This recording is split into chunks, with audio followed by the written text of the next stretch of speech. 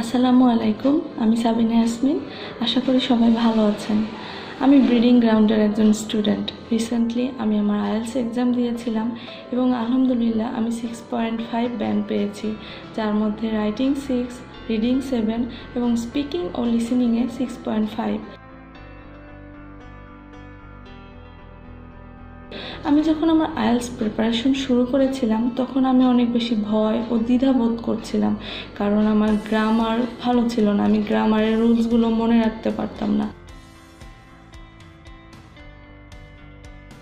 যখন আমি ব্রিডিং গ্রাউন্ডে অ্যাডমিশন নিলাম, আমি সৌম্য স্যারের সাথে কথা বলি এবং বলি আমার গ্রামারে প্রবলেম আছে, এবং তিনি আমাকে এমনভাবে গ্রামারের রুলসগুলো শিখিয়ে দিয়েছিলেন যে আমি আইএলটিএসের প্রতিটা মডিউলে সেগুলো ব্যবহার করতে পেরেছি, এবং যার ফলেই আমি ভালো একটা রেজাল্ট পেয়েছি। আমি মনে করি যে আইএলটিএসের মতো একটা গুরুত্বপূর্ণ পরীক্ষায় গ্রামার অবশ্যই ভালোভাবে আয়ত্তে আনতে হবে, এবং রাইটিং ও স্পিকিংয়ের ক্ষেত্রে গ্রামারের বেসিক যদি ভালো না হয় আমরা কোনোভাবেই ভালো রেজাল্ট করতে পারবো না। এক্ষেত্রে আমাকে সৌম্য স্যার এবং তার হোল টিম অনেক হেল্প করেছেন। বিশেষ করে প্রতিটা লিসন আমাকে খুব ভালোভাবে বুঝিয়ে দিয়েছেন, এবং আমার কোথায় প্রবলেম আছে এবং সেগুলো আমি কিভাবে সলভ করতে পারি, কোন মডিউলে কোন স্ট্রাকচার ইউজ করে আমি লিখলে ভালো ব্যান্ড পেতে পারি, সেগুলো আমাকে বুঝিয়ে দিয়েছিলেন, এবং যার ফলে আমি ভালো রেজাল্ট করতে পেরেছি।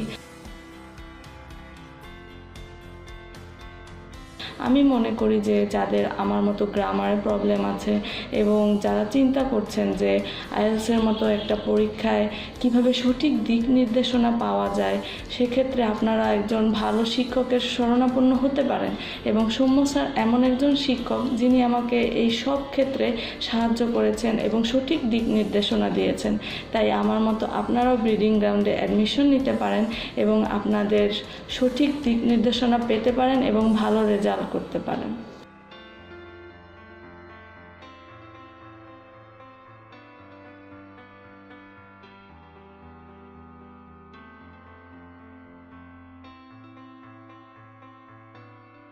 খুবই খুবই বারবার করছো ওটা লিখে রাখার জন্য। তোমরা করো নাই তো? তোমরা এত কষ্ট করে এখানে পড়ছো, গ্রামার করছো, গ্রামারটাকে অ্যাপ্লাই করতে হবে তো, বারবার বারবার অ্যাপ্লাই করতে হবে। এই যে আমি পড়তেছি, তোমাদেরকে বলতেছি আমি, তার মানে তোমরা কখনো এভাবে করে চিন্তাই করো না লিসনিং।